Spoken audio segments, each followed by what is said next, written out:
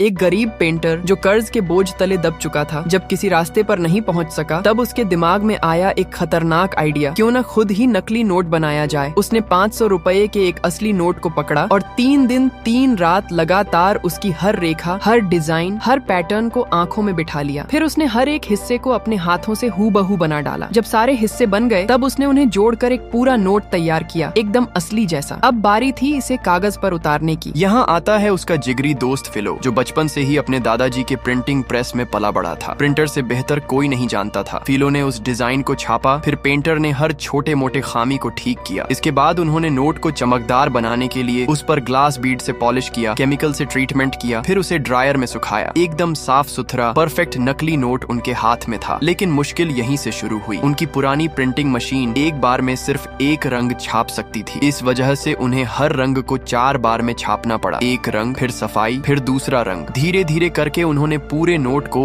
असली की तरह रंग दिया। जब दोनों तरफ की छपाई पूरी हो गई, तब उन्होंने एक्स्ट्रा हिस्सा काटकर सही साइज में नोट तैयार किया। सिक्योरिटी स्ट्रिप भी उन्होंने असली नोटों से निकालकर अपने नकली नोटों में डाल दी। बड़ी बारीकी से उन्होंने ये काम अंजाम दिया। सीरियल नंबर भी उन्होंने इस तरह से डाला कि कोई फर्क न दिखे। अब जो नोट बना वह इतना असली दिख रहा था कि खुद उन्हें यकीन नहीं हो रहा था। लेकिन परेशानी थी कि ये नोट बहुत ज्यादा नया लग रहा था। तो उन्होंने सभी नकली नोटों को चाय में भिगोया और हेयर ड्रायर से सुखाया, ताकि वह पुराने इस्तेमाल किए गए नोट जैसे दिखें। जब वे दोनों अपने काम से संतुष्ट हो गए, तो उन्होंने असली टेस्ट करने का फैसला लिया। वे एक भीड़ भाड़ वाले इलाके की एक दुकान पर गए और कोल्ड ड्रिंक खरीदी। जैसे ही दुकानदार ने पैसे को छुआ, उसे कुछ अजीब लगा। जल्दी ही वह समझ गया कि ये नकली नोट है और उसने तुरंत फिलो को पकड़ लिया। लेकिन उसका दोस्त सन्नी हालात को भांपकर उसे खींचते हुए वहां से निकाल लाया। दोनों को दुकानदार ने कई गलियों तक दौड़ाया, पर वो बच निकले। घर लौटने के बाद सन्नी ने फिलो से एक टेस्ट करवाया। उसने असली और नकली नोटों को मिला दिया और कहा, बंद आंखों से पहचान कर बताओ कौन सा हमारा बनाया हुआ नोट है। फिलो ने फौरन पहचान लिया। अब सन्नी समझ गया, दिक्कत नोट के कागज की थी। असली नोट में एक खास तरह की स्पर्श होती है जो उनके पास नहीं थी। इसके लिए वे शहर भर में घूमे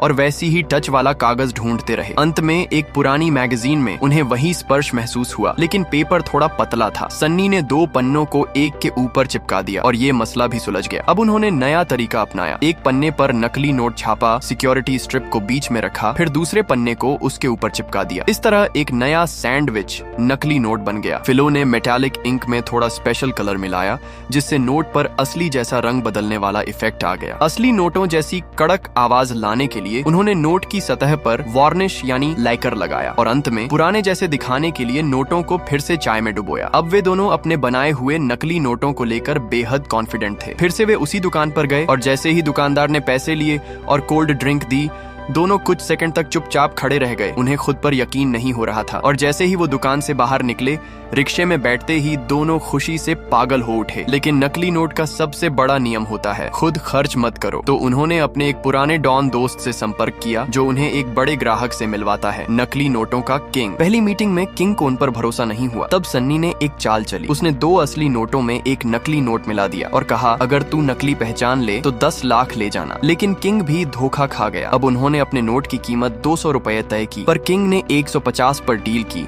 और सीधे 2 करोड़ रुपए के नकली नोट का ऑर्डर दे दिया, और वो भी सिर्फ 2 हफ्ते में। लेकिन अब नई मुसीबत थी। उनके पास उतना कागज, स्याही या मशीन कुछ नहीं था। पहले जो नोट बनाए थे वो भी गिफ्ट में देकर आ गए थे। तभी सन्नी ने बताया कि उसका प्लान पहले से तैयार है। वो अपने चाचा को इस धंधे में खींचना चाहता था, जो खुद एक अखबार प्रेस चलाता था और पहले ही समझ चुका था कि बच्चे कुछ छिपा रहे हैं। चाचा ने जब उनके नकली नोट देखे तो दंग रह गया। अपने पिता की गिरवी पड़ी प्रेस को बचाने के लिए उसने मदद करने की हामी भर दी, लेकिन इतने बड़े स्केल पर छपाई के लिए नई मशीन चाहिए थी। तो वे फिर से लोन लेने गए, इस बार 25% के खतरनाक ब्याज पर। नई मशीन एक बार में 6 नोट छाप सकती थी, जिससे काम की रफ्तार बढ़ गई। लेकिन असली जैसा पेपर तो सिर्फ सरकार को मिलता है और बिना परमिशन खरीदा नहीं जा सकता था। इसलिए उन्होंने अपने गैंगस्टर दोस्त को बुलाया और सीधा एक पेपर फैक्ट्री पर धावा बोला। उन्होंने गार्ड को काबू किया, नकली नोटों के लिए कागज चुराया और शक न हो इसलिए दूसरी तरह के कागज भी साथ ले आए। नई मशीन ने काम आसान कर दिया। बहुत तेजी से छपाई हुई,